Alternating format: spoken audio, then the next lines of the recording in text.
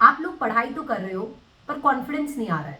This can be a problem of a lot of students that you are reading things but you not getting confidence. और confidence बहुत ही major role play करता है आपके studies में. Because अगर आपको कॉन्फिडेंस आता है तो पढ़ने का भी मन करता है, मोटिवेशन मिलता है आगे पढ़ने का. और वही अगर आपको अपनी पढ़ाई से इनफ कॉन्फिडेंस नहीं मिलता है तो you are a little demotivated. आपको समझ में नहीं आता है कि आप करेक्ट डायरेक्शन में जा रहे हो कि नहीं जा रहे हो. और ये प्रॉब्लम हो सकता है बहुत सारे बच्चे अभी फेस कर रहे हो.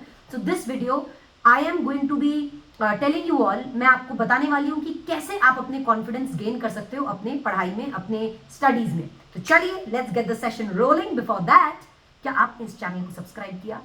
अगर नहीं किया तो कर लीजिए so that I can help you with your study strategies. चलिए आगे बढ़ते हैं. How to be confident. Actually क्या होता है, सबसे ज्यादा कॉन्फिडेंस जो हमें नहीं आता है ना, वो थ्योरी सब्जेक्ट्स में होता है. Like for that matter law, audit, जो थ्योरी सब्जेक्ट्स है ना, इसमें आप पढ़ तो लेते हो लेकिन कॉन्फिडेंस नहीं आता है.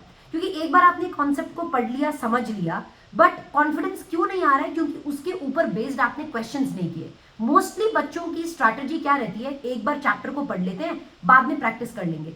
बाद में प्रैक्टिस हो नहीं पाती है, बाद में एनफ प्रैक्टिस कर नहीं पाते हो तो कॉन्फिडेंस कभी भी नहीं आता. एग्जाम तक कॉन्फिडेंस नहीं आता है क्योंकि आपने एनफ प्रैक्टिस नहीं किया.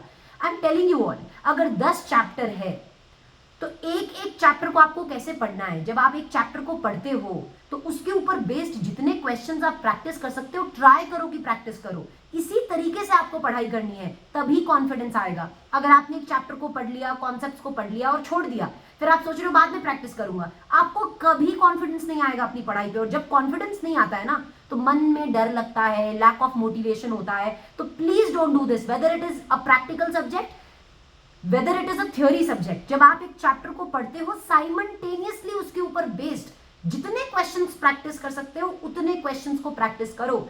थ्योरी अगर आप पढ़ रहे हो, एक चैप्टर आप अगर थ्योरी का पढ़ते हो, तो उसके ऊपर, उस चैप्टर के ऊपर बेस्ड जितने क्वेश्चंस आपके पास हैं, उन सब क्वेश्चंस को आप प्रैक्टिस करें.